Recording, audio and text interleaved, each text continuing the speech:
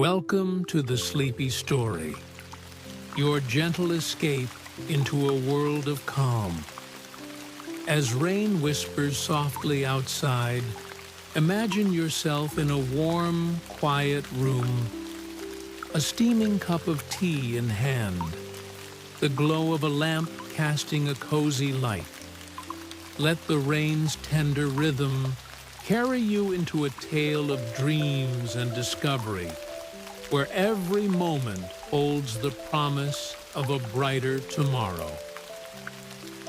In the small Midwest town of Redhaven, where fields stretched golden under endless skies, Clara Hayes shaped clay into vessels that held the town's heart. Her pottery was cherished, yet she doubted her work could ever reach beyond the prairie's edge. One rainy night, a mysterious visitor brought a lump of glowing clay, setting Clara on a path to believe in the beauty of her dreams and craft a future without limits. Clara Hayes woke to the soft patter of rain on the tin roof of her studio, a weathered barn on the edge of Redhaven, a small town in southern Illinois. The air carried the earthy scent of wet fields, mingling with the clay dust that clung to everything in her workspace. At 34, Clara was Redhaven's potter, her hands strong and scarred from years at the wheel, her auburn hair tied back with a bandana, her hazel eyes bright but shadowed by quiet doubt. Her studio was a haven of creation, its walls lined with shelves of mugs, bowls, and vases, their glazes catching the dim light. Blues like the sky after a storm, greens like the prairie in June, ochres like the harvest fields. Redhaven was a town of wide horizons and deep roots, its streets lined with brick storefronts and grain elevators that stood like sentinels against the sky. Founded in the 1850s by farmers who tamed the prairie, it held its history tight. Old barns turned into antique shops, a town square where the 4th of July brought fairs with Ferris wheels and pie contests. Clara's pottery was woven into Redhaven's life. Her mugs filled diner tables, her vases held flowers at weddings, her bowls cradled soups at church suppers. Townsfolk loved her work, stopping by the studio with gifts of jam or stories, their smiles warm as they traced her pieces with reverent fingers. "You've got a gift, Clara," they'd say. But Clara's heart remained restless. She moved through her days with a steady rhythm, rising at dawn to wedge clay, her hands kneading the cool, pliable mass until it was smooth. By mid-morning, she'd sit at her wheel, the hum of its motor blending with the coo of mourning doves outside. She'd shape mugs, their curves fitting the hand, or vases with flared rims, her fingers guiding the clay's rise. At the weekly farmer's market, held under oaks in the square, she'd sell her wares, chatting with neighbors like Ellie Monroe, the diner owner who bought her plates, or Sam Carter, a high school senior who helped carry crates. "These are art, Clara," Ellie would say, holding a glazed bowl. Clara would shrug, her cheeks flushing. "Just clay," she'd reply. But the praise lingered, a faint light in her doubt's shadow. Despite the town's love, Clara carried a quiet ache. It's just pottery, she'd murmur, sweeping clay dust from the studio floor as dusk settled over the fields. It'll break, fade, be forgotten. Her mother, Ruth, had been a potter too, her hands shaping clay until cancer took her 6 years ago when Clara was 28. Ruth's words echoed, "Clay's more than pots, Clara. It's dreams made solid." But Clara wasn't sure she believed it. She dreamed of a legacy, a gallery showcasing Midwest artisans, a studio teaching kids to throw pots, her work in Chicago shops or St. Louis museums. But doubt stopped her. "I'm no artist," she'd think, watching the prairie sway under the wind. What can a small-town potter do? Redhaven's community kept her grounded. Ellie, 50 and sharp-tongued, was a friend since Clara's teens, always ready with coffee and advice. "You're too hard on yourself," she'd say, stacking Clara's plates in the diner. "This town's prouder of you than you know." Sam, 18 and lanky, dreamed of studying art in college, often sketching Clara's pots while they talked. "You ever think about going bigger?" he'd ask, his pencil pausing. Clara would smile, deflecting. "Maybe someday." Older townsfolk, like Mr. Larson, the retired librarian, visited the studio, sharing stories of Redhaven's past, farmers who'd survived droughts, families who'd rebuilt after tornadoes. "You're part of our story," he'd say, holding a mug. Clara nodded, but the weight of legacy scared her. Each evening, Clara walked the studio's perimeter, the fields stretching gold and green to the horizon. The sky would blaze with sunset, and she'd pause by a kiln, its bricks warm, thinking of Ruth, of the gallery she'd never dared plan, of the studio that existed only in her mind. "Maybe tomorrow," she'd whisper. But tomorrow brought the same routine: wedge, throw, glaze, doubt. The prairie stretched on, vast and indifferent, and Clara felt small, her dreams too fragile for its expanse. On a Thursday in early June, the sky darkened, clouds rolling in like a tide. By noon, rain fell, a steady drum that turned Redhaven streets to rivers and sent townsfolk indoors. Clara was in her studio, glazing a batch of bowls, the air thick with the tang of wet clay, when a knock broke the rain's song. 3 firm raps, clear and deliberate. She opened the barn door to find a woman standing there, her raincoat slick, her face lined with years but alive with purpose. She was perhaps 60, her gray hair braided, her eyes like amber, warm and piercing. "I'm Lena," she said, stepping inside, her boots tracking mud. In her hands was a wooden box, its lid carved with spirals, and when she opened it, Clara's breath hitched. Nestled within was a lump of clay, no larger than an apple, glowing faintly, like embers under ash. "I've come a long way to find a potter," Lena said, her voice steady, cutting through the rain's hum. "And Redhaven speaks your name, Clara Hayes." Clara wiped her hands on her apron, her pulse quickening. "What's this about?" she asked, wary. Lena held the box closer, the clay's glow casting soft arcs across the studio's shelves, glinting off mugs and vases. "This clay is no ordinary thing," she said.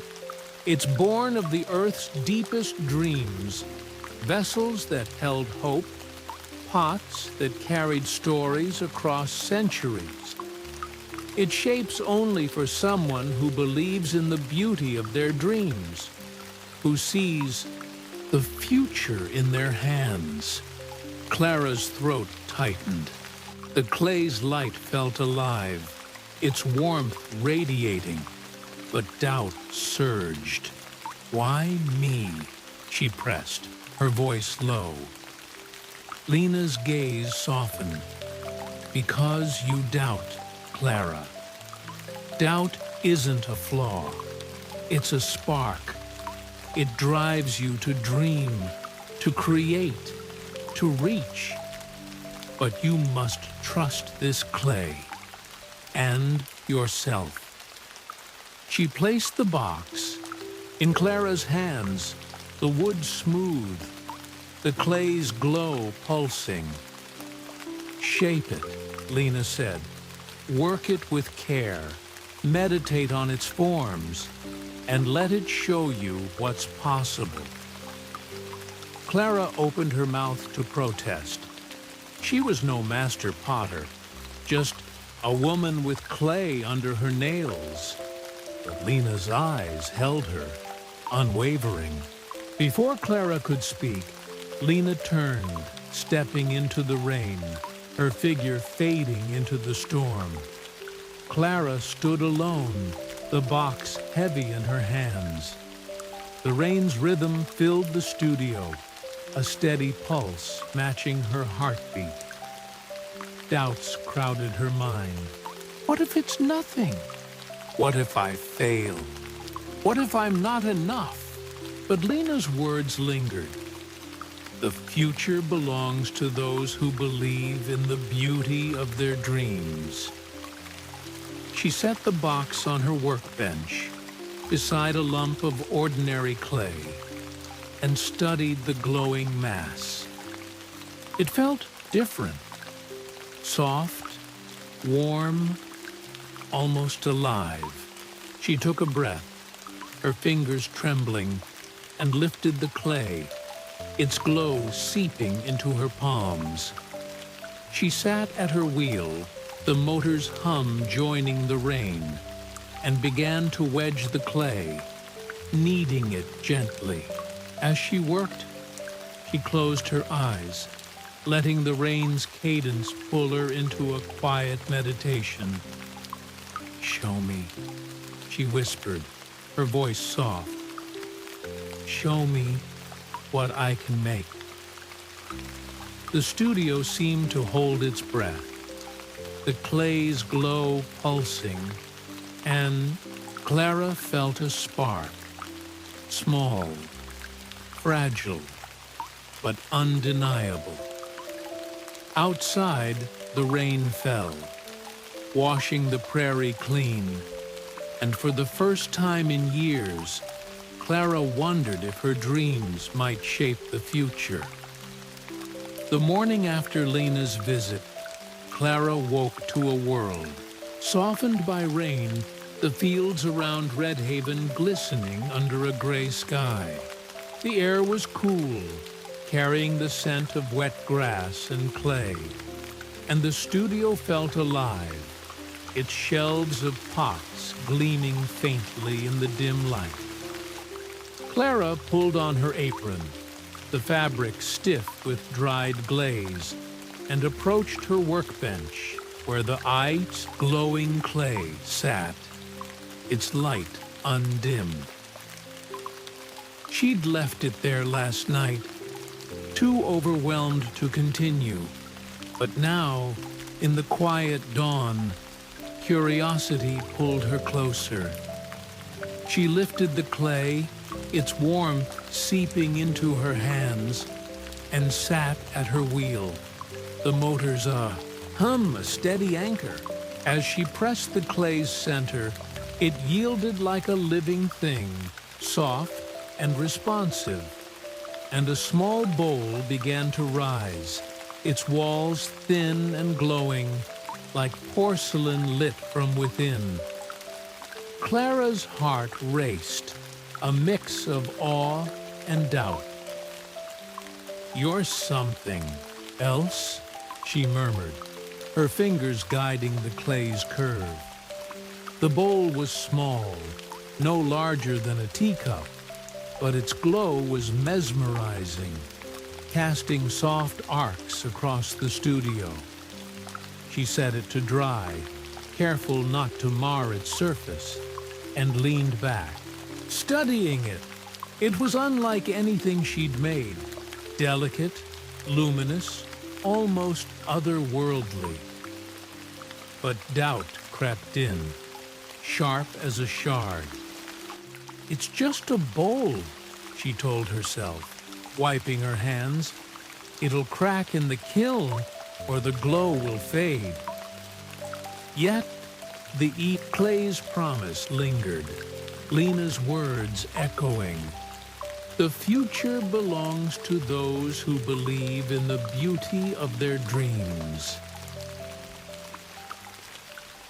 Over the next days, Clara worked with the glowing clay, shaping more pieces. A mug with a sturdy handle, a vase with a flared rim, each glowing faintly, their forms perfect despite her doubts. The clay seemed to guide her hands, its texture smoother than any she'd known, its warmth a quiet encouragement. Each evening, as Rain returned to Redhaven, she'd sit by the pieces, meditating as Lena had urged. The rain's rhythm pulled her deep, and visions came.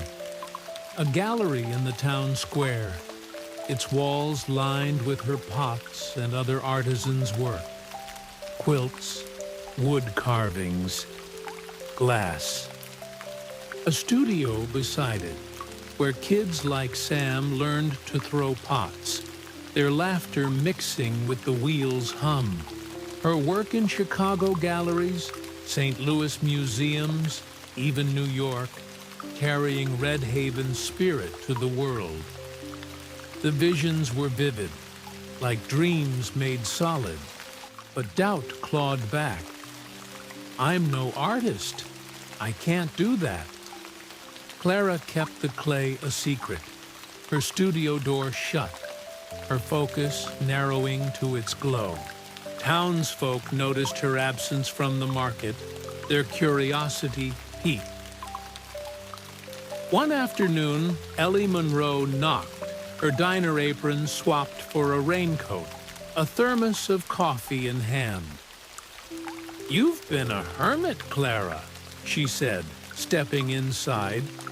Her eyes widened at the glowing pieces, now a dozen strong, drying on shelves. "What in heaven's name?" she gasped. Clara, hesitant, told her of Lena's visit, the clay, and its impossible glow. She braced for skepticism, but Ellie's face lit up. "This is you, Clara," she said, touching a mug's rim. "It's your heart, made real, like that gallery you used to dream about." Clara blinked, startled. She'd shared the gallery idea with Ellie years ago, a fleeting hope buried under doubt. "That was just talk," she said. But Ellie shook her head. "Talk's where it starts. This clay's a sign, Clara. Don't ignore it." Her words struck deep, and Clara felt the clay's promise as more than a fantasy. But doubt lingered, a weight she couldn't shake. She thought of Ruth, her mother, who'd dreamed of a shop in Springfield but never pursued it. held back by fear or time.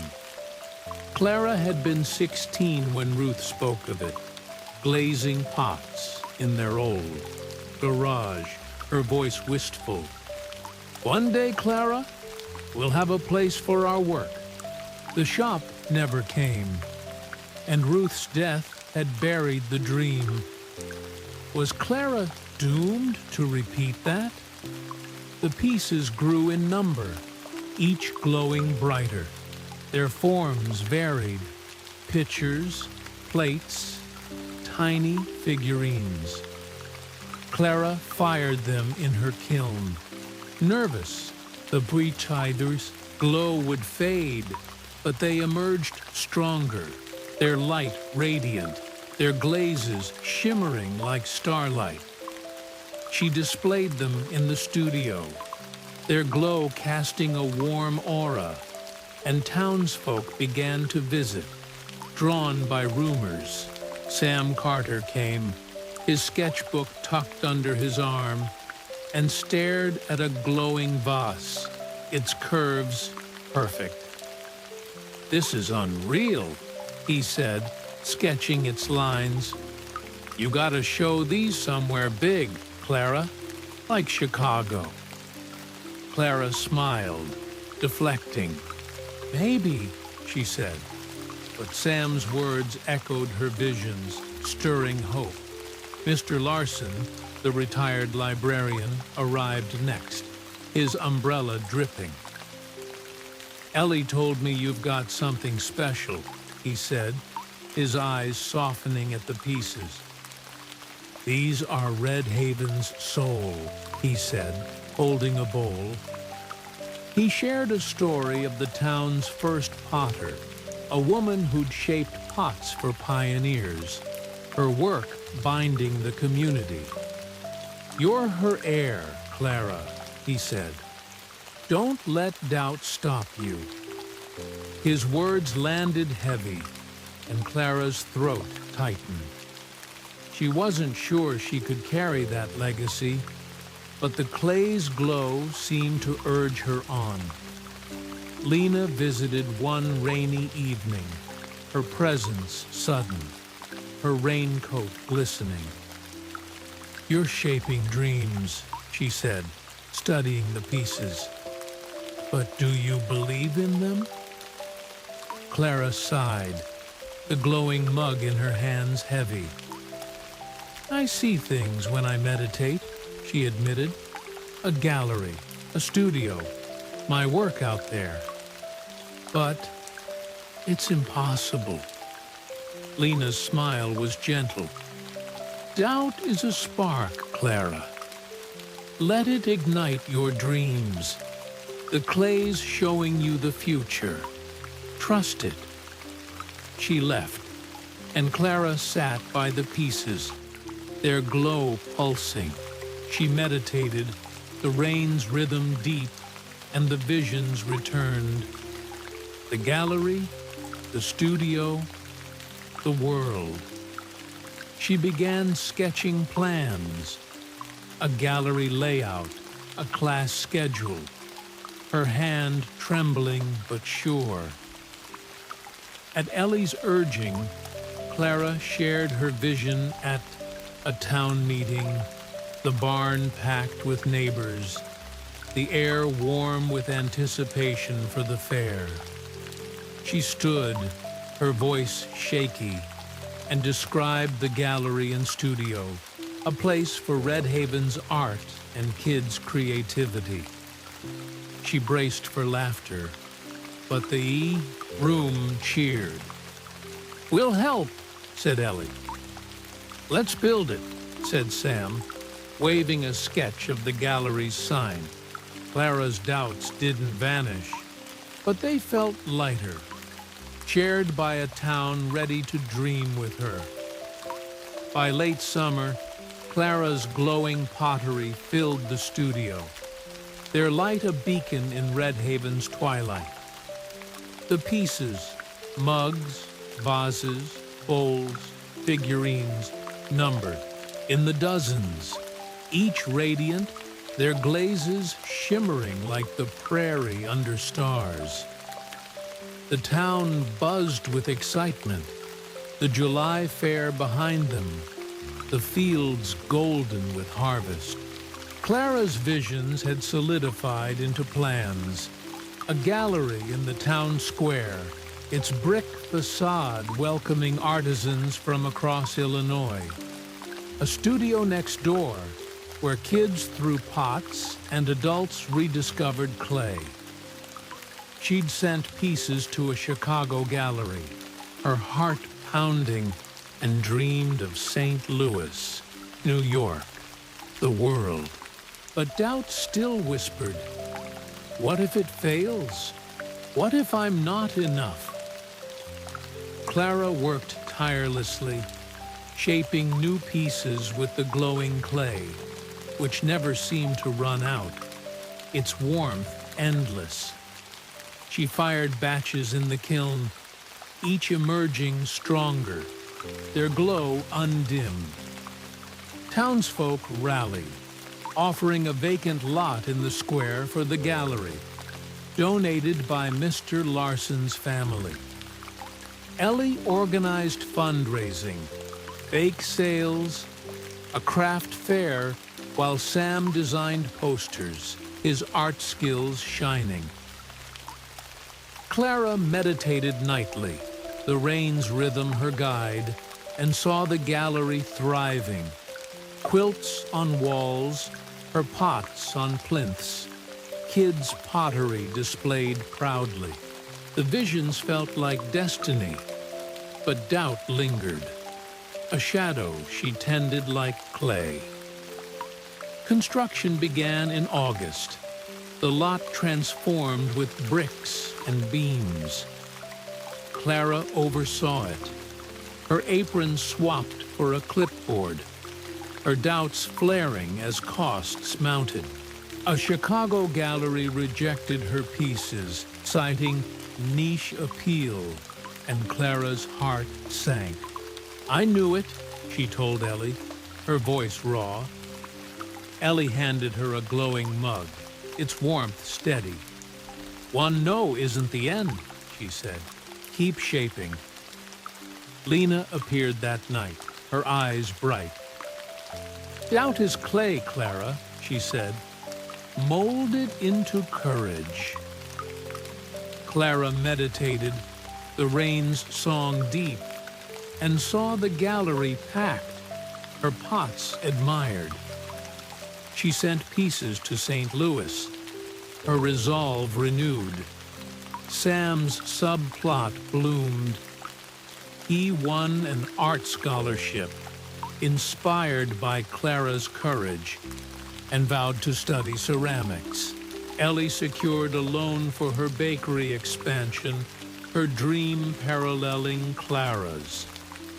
Mr. Larson shared more stories, linking Clara's work to Redhaven's pioneers, urging her to see her place in history. The gallery rose, its walls up, windows gleaming, and the studio took shape, its kilns installed. Clara taught a trial class, Sam and local kids throwing pots, their laughter filling the barn. This is it, Sam said, holding a wobbly bowl. Clara smiled, her doubts easing, the clay's promise real. Setbacks came. A storm delayed construction, a kiln malfunctioned, but the community persevered. Ellie's craft fair raised funds, Sam's posters drew volunteers, and Mr. Larson's Historical Society donated artifacts for the gallery. Clara's St. Louis submission was accepted, her pots set for a fall show, and Chicago reconsidered, inviting her for a meeting. The gallery and studio opened in September, a vibrant event with Redhaven's artisans, quilters, carvers, glassblowers, displaying work beside Clara's glowing pots. Townsfolk packed the square, music playing, kids painting clay. Clara spoke, her voice steady, thanking the town. Her humility, "It's just clay," met with cheers. Lena's final visit came at dusk.